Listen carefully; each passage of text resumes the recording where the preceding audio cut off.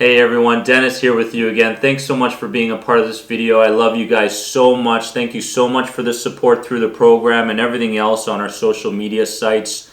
Guys, as you know, I was in Barcelona for 2 weeks with the family and we made a bunch of real videos, Life After Anxiety. Hope you guys have seen that and enjoyed those videos. And today I wanted to make a very crystal clear, real video on the anxiety retreat that I did in Barcelona. And so what I did was I got a number of people together suffering from different parts of Europe, and we all got together for a weekend and we started to see incredible transformations, incredible breakthroughs in those people. And I want to share some of the reasons for why those breakthroughs happened, guys, and how those transformations happened. So you are very lucky to be a part of this video. Make sure you share it with other people. Let's spread this information, this knowledge to people that need it, guys. Got a new Buddha right there in Europe, and the other one broke. I got a lot of questions on that, but we got a new one, guys. Now, flexibility. Okay, in day one, when these people came over to the retreat, it was like a group of bewildered, saddened, depressed, but as well anxious people. And it was almost like there was this transformation from a place of thinking one way, doing things one way, due to their environment growing up, due to some of their cultures because they were from different places, due to some of the influencers that they had in their lives, like their parents, their teachers, their friends, their circles. So a lot of these beliefs and values and their checklists, how I like to call it, were created, okay? And they were created over the years. And it was really clear that the whole group was basically looking at themselves in a very similar way, okay? We went down the line. Okay, and everybody had a very similar belief about themselves, a similar identity. They were so out of touch with some of the skills that we tend to grow on in our lives, such as, happiness and being joyful and smiling and socializing with people and having a purpose and a mission in our lives. So a lot of these people were so out of touch with those skills because of the conditioning they were under, and they had no behavioral flexibility, no thinking flexibility. They basically thought and acted the same way every single day for a very long time. Okay, and when they started to develop this flexibility in day 2 and day 3, they started to say that first they came with a recognition and awareness of this intellectual insight, okay? The ability to understand that there's a different way to think and do, okay? It all starts with that intellectual insight, a different way to think and do things differently. So that grew from day 1 to day 2 and day 3, and by day 3 you could see that they were approaching life differently. They were approaching themselves differently, okay? And their views on the world changed from a place of fear and a place of bewilderment and curiosity about what their symptoms were, their sensations were. A lot of them were health anxiety sufferers. So as a group, you could see that when one person gave themselves the green light, the permission to think and see the world differently, everybody's drive changed. The way they looked at themselves changed. The way they looked at life changed. Okay, so I want to give you guys the permission, okay, to really look at yourselves differently and look at the world and people differently. Okay, so the first thing that changed was their flexibility. Now, the other thing is that when we started to talk about regret with these people, because I know deep down that when a sufferer has suffered for a long time, they've gotten to the point of no return back to their old self, and they've gotten enough pain, okay? Pain as in what their future self is going to look like. So basically some of them went, you know what, Dennis, you're right. In 5 years' time, if I'm this same person I am today, that would be painful. Okay, my family, if they see me the same way, suffering, in pain, and being the victim, that would be painful. For my kid to see me growing up, for me to see my kid growing up, and me being their role model, the father or the mother, to see me in this state for another 5 years, painful. So what they did was they got a lot of drive and a lot of emotion, okay, behind this recovery that they were really wanting to get going because of the idea of regret. Okay, they said, you know what, if this happens, if this continues, okay, I'm going to be in a very dark place, and I don't want to live my life that way. Remember, guys, how I always talk about in the podcast that there are two ways that someone changes. One, when they get their repressed emotion out of them, okay, and they create positive emotion in the direction that they want to go in their lives. So repressing those emotions like, oh, you know, you'll never do it, you're not good enough, you don't have the skills, you don't have the mindset, we've done this for too long. All the things that your monkey brain is telling you, okay, you get to a point where you go, you know what? I know now what kind of thoughts and behaviors lead me in a certain direction, okay? But I also now know that there's another way to think and another way to act that will take me in another direction. I have options. That was the most powerful thing out of this anxiety retreat, was people started to recognize that they, in fact, had options in life. They had options for themselves. They got in touch with their deeper selves. They started to live life at a deeper level. They started to bring out some of that repressed emotion, okay? And in a productive way, in a positive way, okay? So, guys, regret fueled these people big time. And the emotions came out, which were suppressed for so long. And I remember bringing out punching bags, and people were punching those punching bags, and we were walking on fire. You know, things that people didn't want to do and didn't think they could do, they started to do by day 3. Because when you think about your fears, a lot of times people try to go from a zero, okay, from where they are, to try to accomplish that 10 Godzilla fear in a day, okay? The pain of living the way these people are, with constant health anxiety and panic attacks, fuel them to look for a quick fix, okay? And you might be relating to this. You know, every day you look at it like, oh, am I better? Did that skill I used yesterday work? Did that supplement work? And you take it minute by minute, and that's where we fail.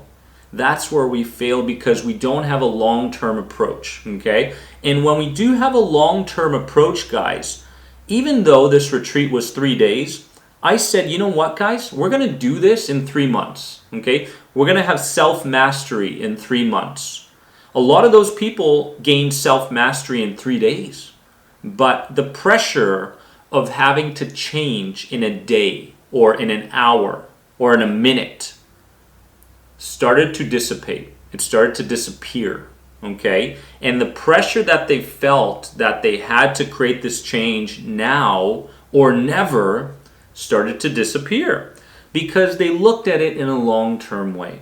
This is crucial. 3 months. Do a lot of people change earlier? Yeah, definitely. Change happens. Change happens in a moment when you decide. When you decide that I will in fact change, okay, some of the routines. I will in fact gain tons of emotion towards this direction that I'm going to go, okay. I start building one day on top of another, and I start to put in the reps. I start to put in the repetitions.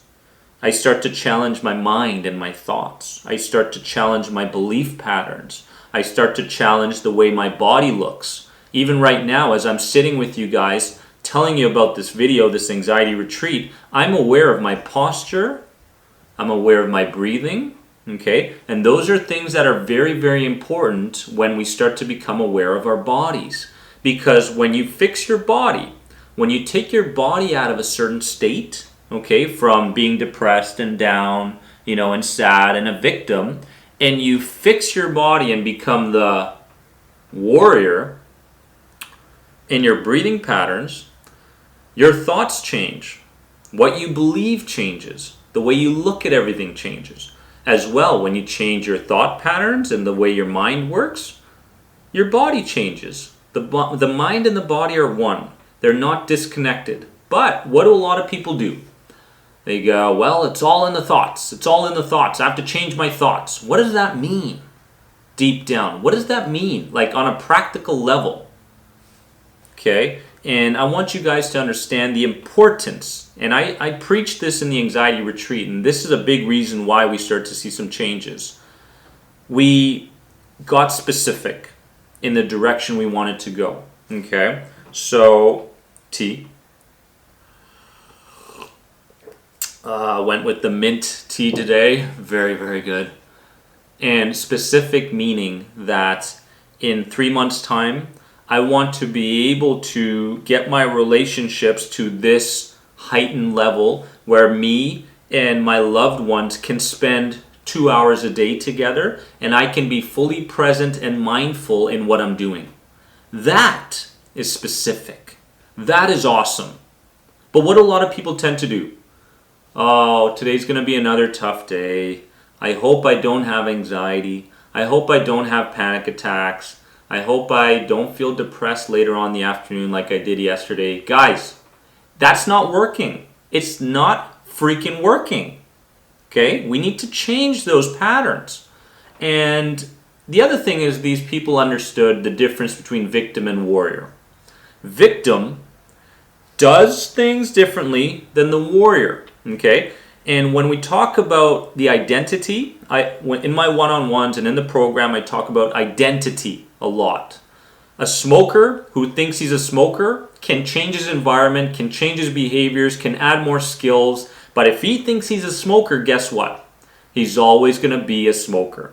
Even for a couple days, he'll have great moments and he'll feel like he's moving forward. But all of a sudden, identity, no. Don't think you're getting by this fast. Remember who you are. Your mind, okay, will always try to pull you back into the old person that you were.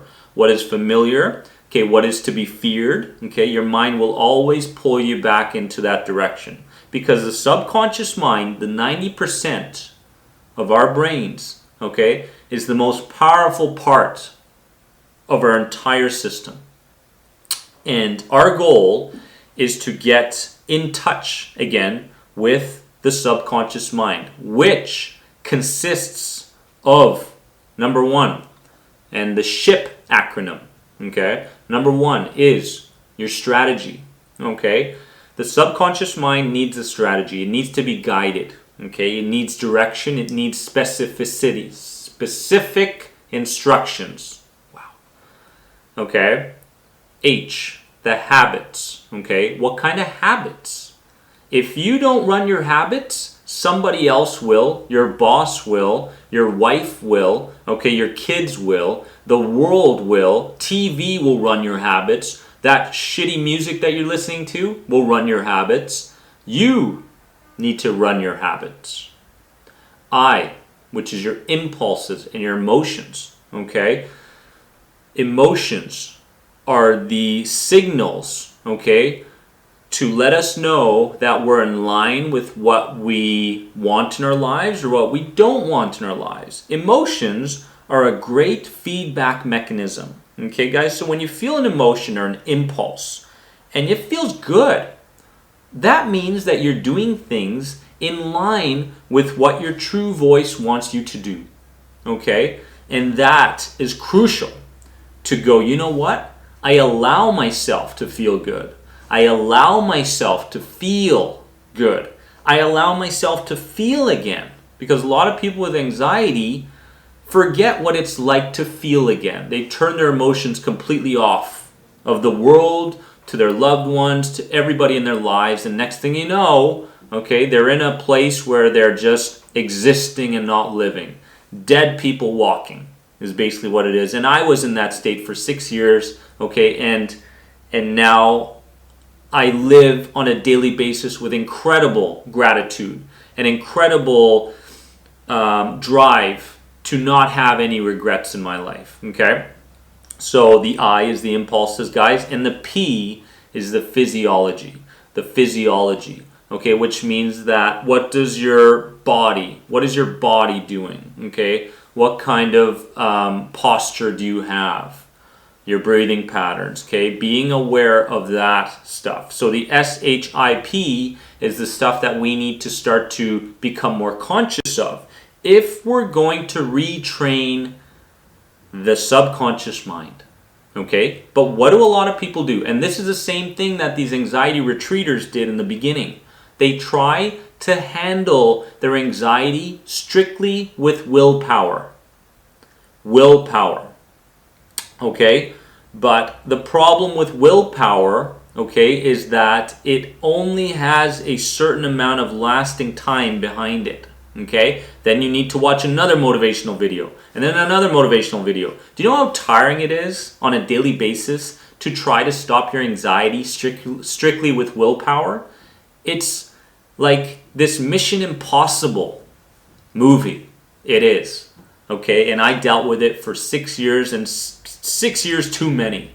Okay, so understand that willpower, okay, your willpower is determined by how much sleep you get and how much oxytocin is running in your body, okay? So those things, when those things are not in place, willpower disappears, okay? But we don't want to rely on willpower. We want to rely on the ship, okay? And that's the transformation in this anxiety retreat that was there. The other thing is that by day 3, they did not see their anxiety as a weakness. They did not see their anxiety as a weakness. It's not a weakness. It's in fact a strength, okay? For you guys to deal with some kind of anxiety disorder, it's like this daily being faced with death on a daily basis. Do you know how strong you are? Think about it for a second. You're faced with death on a daily basis, guys. When you overcome health anxiety and panic, trust me when I say this, there is nothing in this world that can get even close to the point of what you were going through before, anxiety. So seeing the light, having the faith, putting a strategy together, having the proper mindset, and the decision to change your life, okay? Once you've done this and you've gotten to the point where you've desensitized yourself, meaning that what you fear does not affect you anymore. You're not talking to that therapist for another 5 years, okay, and getting 25% success out of it. I'm not a believer in talking. I'm a believer in action. Action-based CBT is the way. Okay, so anxietyexit.com, start the program. The idea that, you know what, I'm not good enough. I have anxiety, which means that I'm a failure in life. Okay, a lot of people think this way. But all frames are equal, which means that if I think about my anxiety in a different way, my whole world is going to change. Think about this. Okay, think about this. Anxiety equals power. Meaning that because you have anxiety, you are in fact a powerful being. Not a weak being, a powerful being. Okay? And the moment you start to see things differently, the momentum that you will gain from overcoming your anxiety is huge. That snowball effect is what everybody will experience, guys. So again, okay, they started to see it differently, their anxiety. I'm not weak. I'm not a failure. I'm strong. I'm powerful. And you know what? I'm a work in progress. This is a journey. There is no finish line. Okay? But a lot of people, look at their anxiety as, you know what? I got to get through this. I have to overcome these things now, right? No. Self-development is a never-ending journey, is what it is. And because you have anxiety, that's an opportunity for you to be a great problem solver in your life, guys. It's an opportunity. See it differently. See it differently. Okay?